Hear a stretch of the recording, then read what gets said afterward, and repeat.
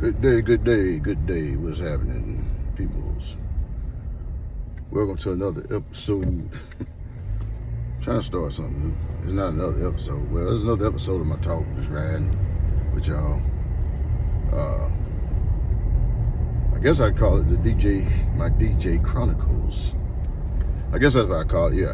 DJ Chronicles. Man, I'm just trying to wake up, get my voice together, trying to do what it do through the day. But it's all good. No complaints at all. Just happy to be able to move around the town and make some sound, as they say. Yeah. Yep. I want to say, number one, salute to all the DJs that's watching the video. Salute to all y'all out there. I know some have been in the game a long time.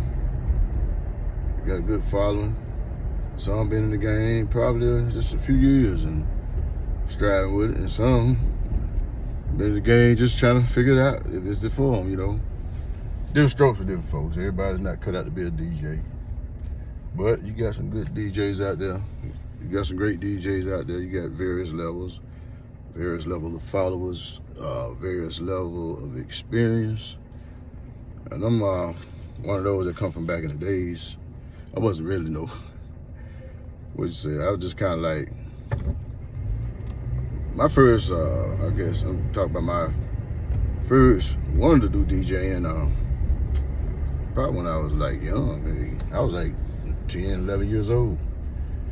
And I had this thing, I wanted to be a radio DJ, because I was just so fascinated how people just time music and voice and gave out information, connected with folks, and, you know, all that stuff. It was just amazing.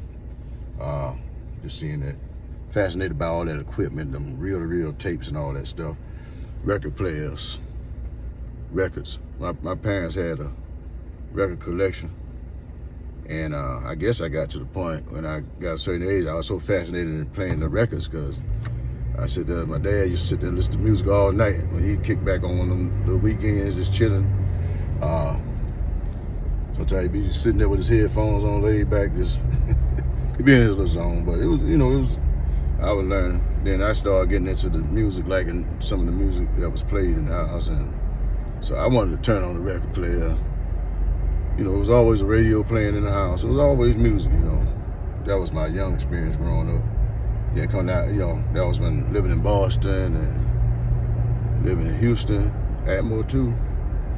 And pretty much everybody in the family had a stereo set in their house where they played records. Then, of course, you know, people had parties. People brought their records together and collections together, and they played records. You might go by and borrow somebody's albums or records, you know. Those are the days I come from. And, you know, you had all them, you know, all the 70s talent and 60s talent. The bands and artists were just, you know, they just had a unique sound. But that stuff fascinated me. The music, you know, just talking to people. And I was very shy. You know, I was very shy. I think it brought me out of my shyness when I started DJing somewhat. But make a long story short, as I got older, they had little house parties or little house get-togethers. I'm the one sitting at the record player playing the music. You know, they Russ play this record, that record. I started buying my own little records. You know, tapes. Oh man, yeah, 8-track tapes. I remember having. I had a tape player. I just always listen to certain songs on the 8-track. I know one tape the group I really liked was old school group like Brick. Ain't Gonna Hurt Nobody. That was one of my little favorite songs back when I was young. You know, I love a lot of funk music. You know, a lot of funk music played in the house. A lot of funk music played on the radio. You know, so you know, you just heard it everywhere in the car. You know, funk music, 70s funk. That's, you know, my family. But like I say, just having that going on, I just got fascinated with music young. I was probably before 10, you know. I guess as a child was growing with it. But like I said, make a long story short, back to, I got to be about 12, 13. Mom bought me a stereo set around about 13. Then I really started going to buy records. Old big brother, old Thomas. We'll go to the record store, we'll plot to get some 45s and stuff, man. We had a little collection, Prince and Mars Day and Time and all that fun stuff. So we just always collected records and stuff.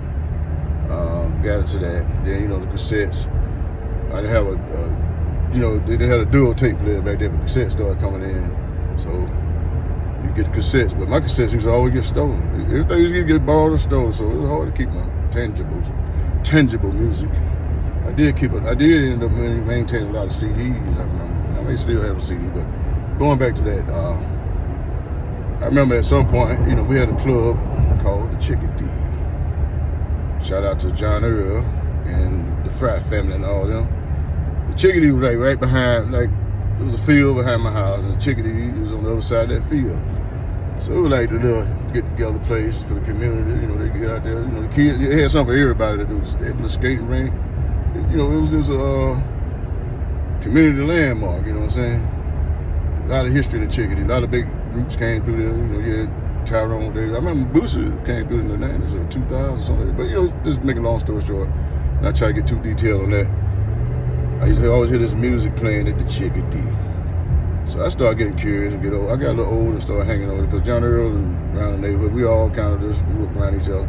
So I started going over, getting fascinated, wanted to see how they play their music over there. So when they had them old TK speakers, I remember them. But like, make a long story short, I started getting into the Chicken D. I got a little age on me, certain age. I was still young, couldn't really play in the club after when the club opened.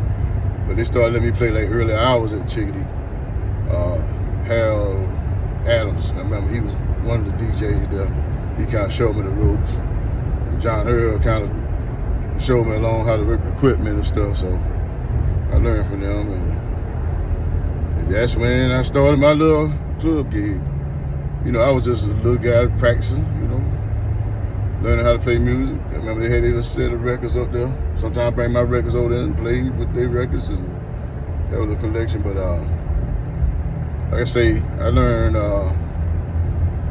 that was the launching pad for me. Well, my launching pad was the house party, but that was really the launching pad. I started playing to a place where I had about 4 or 5 people sitting in there. But it was just fun doing it. But eventually later as I got up and older and stuff, I got to hang out a little later.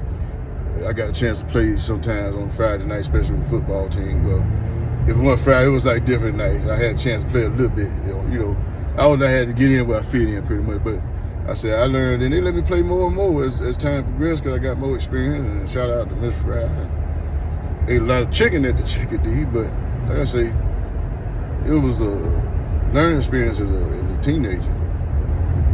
But it started me with other things. But like I say, as a teenager, I started off with the Chicken D, and then I did that properly at least about a year or two. Then ended up getting the opportunity to play for the Flamingo.